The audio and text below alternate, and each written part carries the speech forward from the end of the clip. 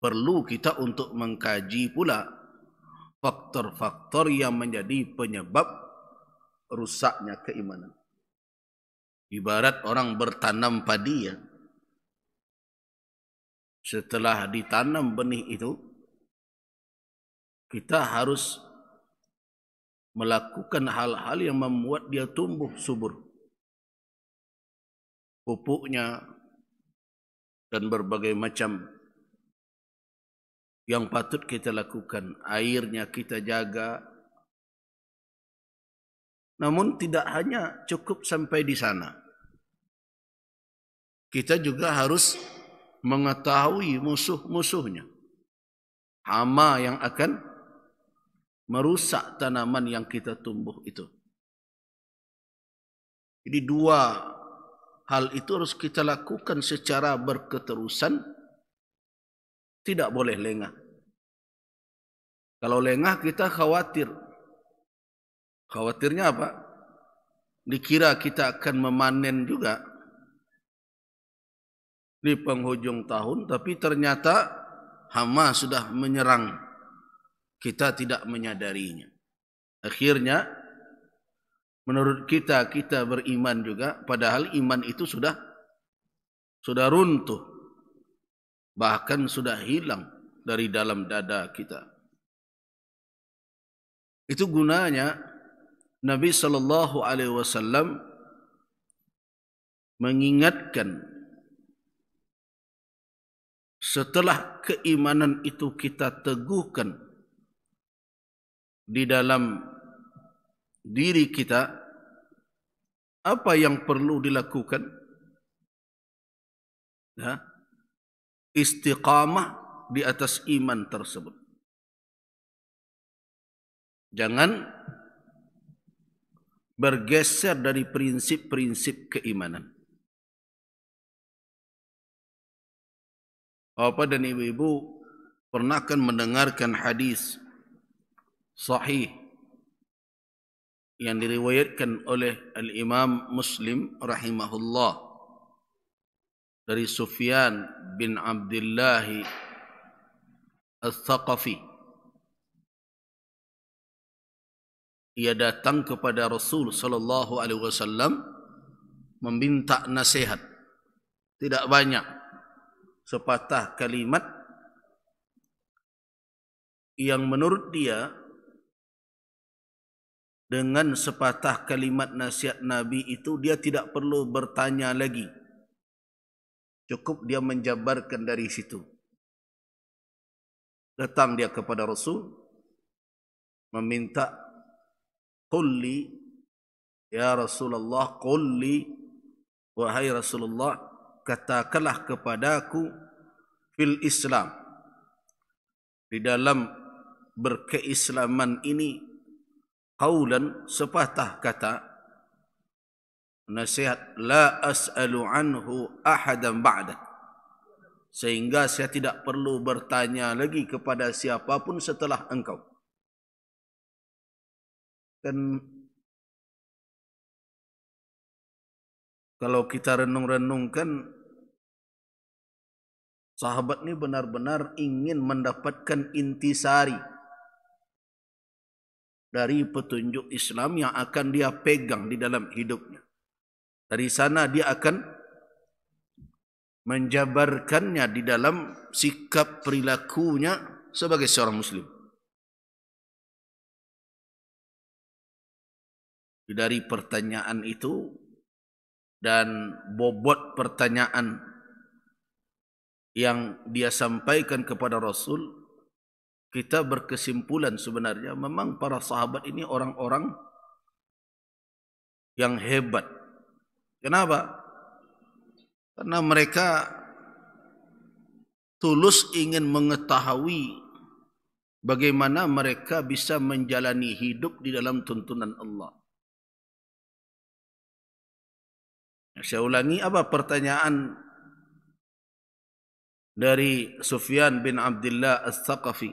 Ya Rasulullah, qul li fil Islami qawlan la as'alu anhu ahadan ba'dak. Ya Rasulullah, katakanlah kepadaku, sampaikanlah kepadaku fil Islam, di dalam Islam ini, kan dia tahu ajaran Islam banyak, tapi sampaikan kepadaku kalimat tentang Islam ini, sehingga saya tidak perlu lagi bertanya kepada yang lain setelah engkau.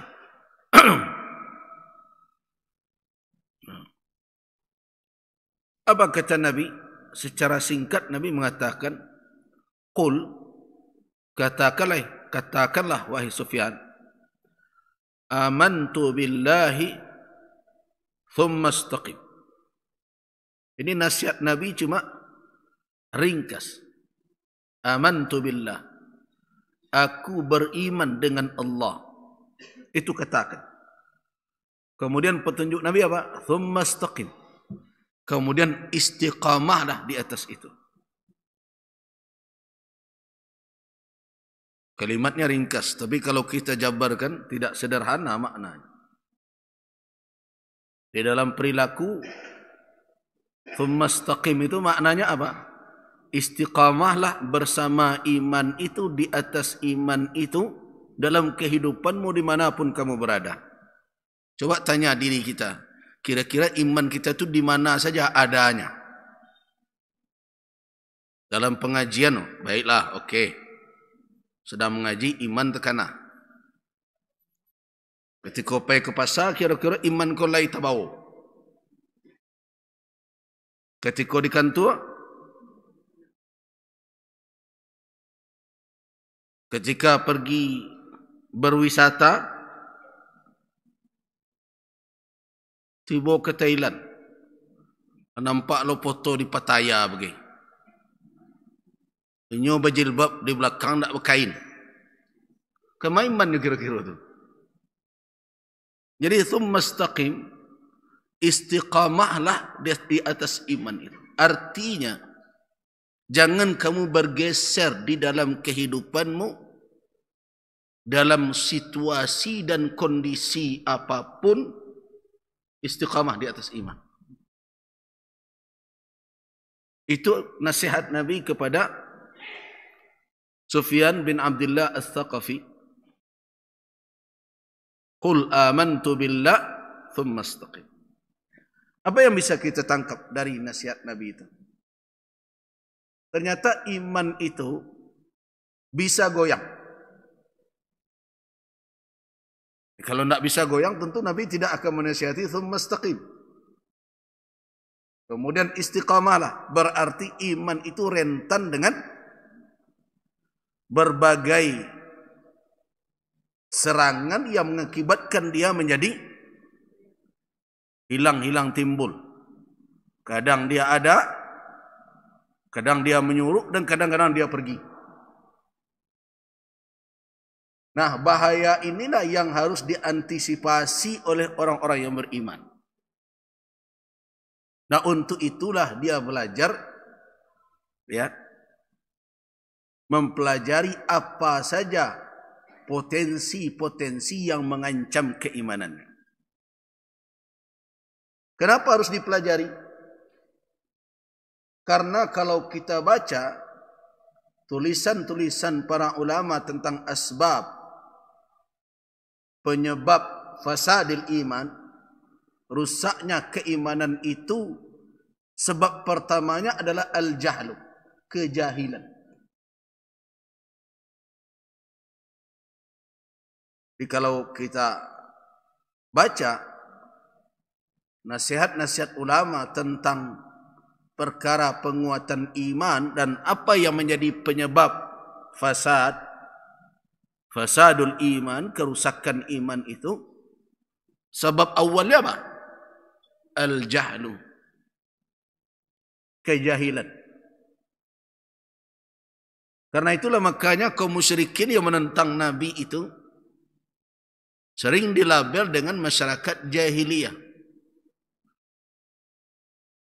Mereka menolak beriman kepada Allah Subhanahu wa ta'ala, tidak mempersekutukan Allah dengan apapun, faktor penolakan mereka utama itu karena kejahilan mereka. Itu faktor pertama. Faktor yang kedua adalah syahwat.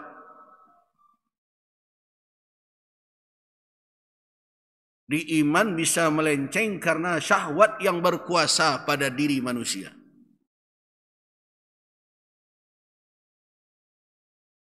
Nah, dua inilah yang dimanfaatkan oleh syaitan. Kan syaitan itu tidak punya kuasa kan atas manusia. Kata syaitan, wa ma li alaikum min sultan.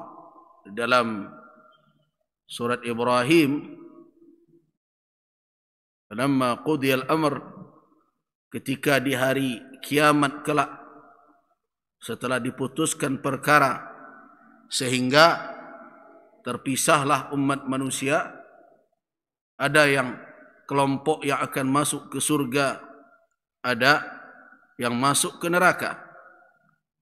Nah, kelompok yang masuk neraka itu tentu di dalamnya adalah syaitan dari kalangan jin yang dedengkotnya iblis. Nah, di sanalah syaitan itu mengaku tentang apa sebenarnya yang dia miliki, kemampuan apa yang dia punya terhadap manusia, anak cucu Adam.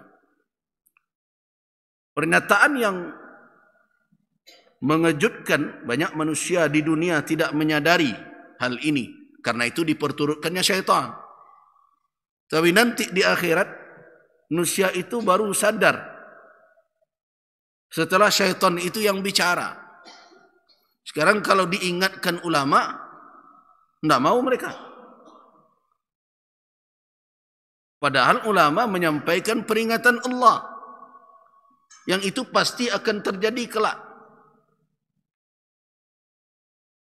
Apa kata Allah Subhanahu wa taala dalam surah Ibrahim ayat 22? Ibu bisa.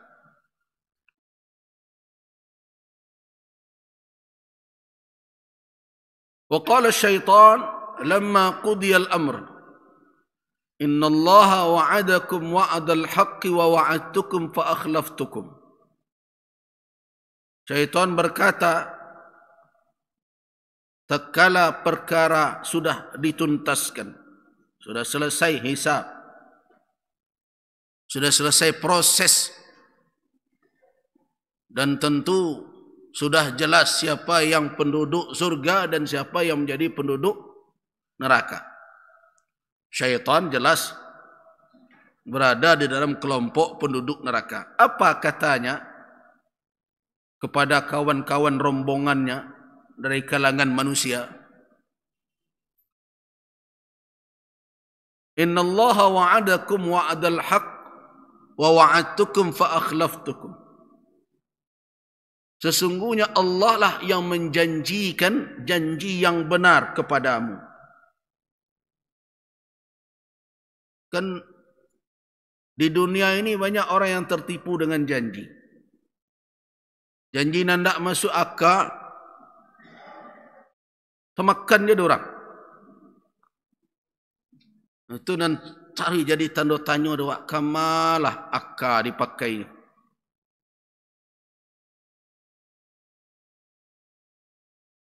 Nah, termasuklah janji syaitan. Tapi nanti di akhirat syaitan itu berterus terang saja. Sebenarnya janji Allah lah yang janji yang benar.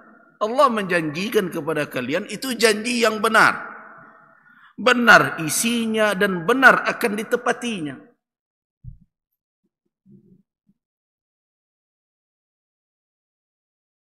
Sedangkan saya, kata syaitan, bukan kata saya. Ya. Nah, kan kita terjemahkan ayat. Kata Allah, syaitan berkata. Jadi kata syaitan dinukilkan oleh Allah, difirmankan oleh Allah. tapi itu kata yang akan terucap kelak. Tentu Allah berhak untuk menyampaikan. Karena belum terjadi. Allah akan maha tahu apa yang akan terjadi. Dan pasti itu. Syaitan itu akan berkata begitu nanti. Wa wa'adtukum fa akhlaftukum. Sedangkan aku berjanji kepada kamu sekalian, kata syaitan sebagaimana dalam firman Allah itu, fa akhlaftukum. Nah, ketika aku berjanji itu, aku telah mengingkarinya. Apa maknanya? Dia ketika berjanji itu sudah yakin tidak akan memenuhinya.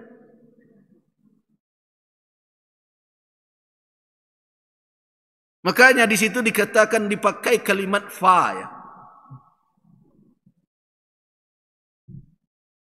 Fa itu kan kata ulama ahli bahasa Arab kan litta'qib.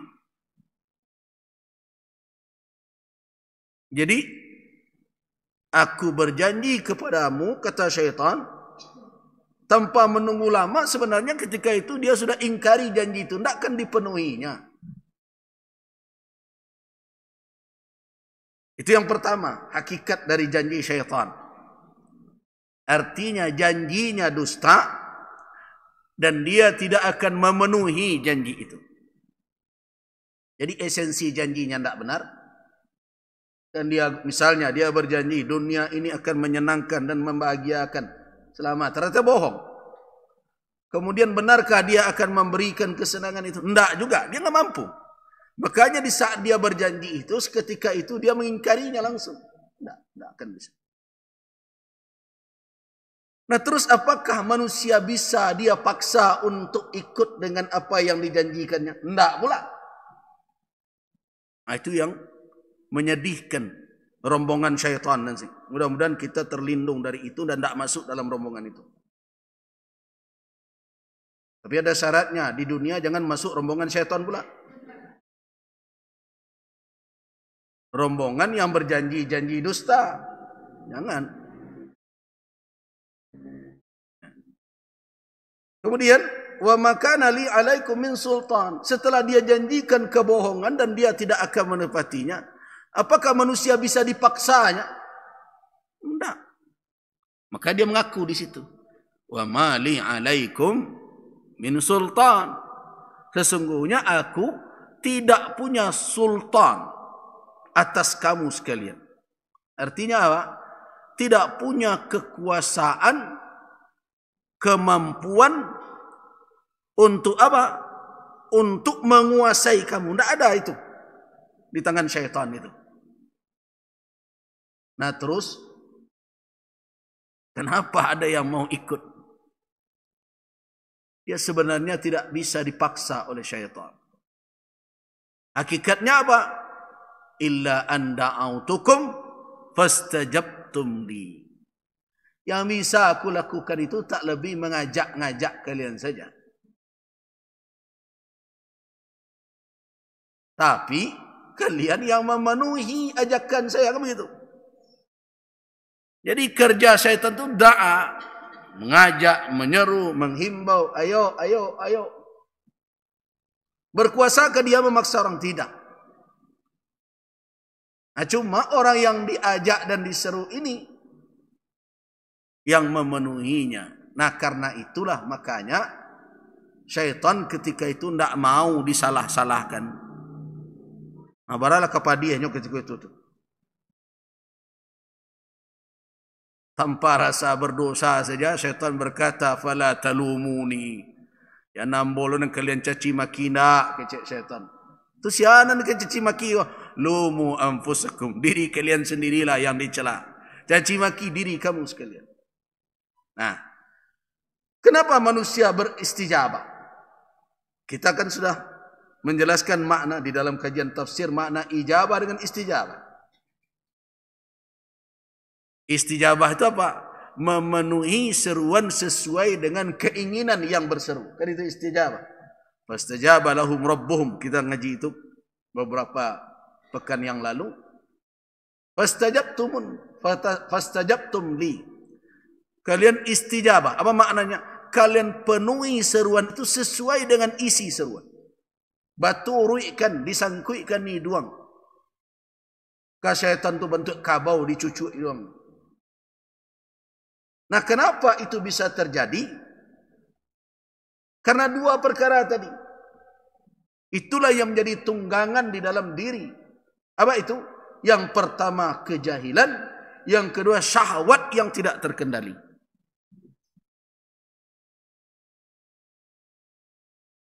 Itu gunanya berilmu. Jadi menolak godaan itu dengan dua perkara. Jadi ada kearifan di Minangkabau, nan lalok makanan jago, nan bodoh makanan cadia. Jadi kebodohanlah, kejahilan yang menyebabkan syaitan mudah untuk menguasai seseorang, merusak yang paling esensi di dalam hidup. Apa itu? Iman.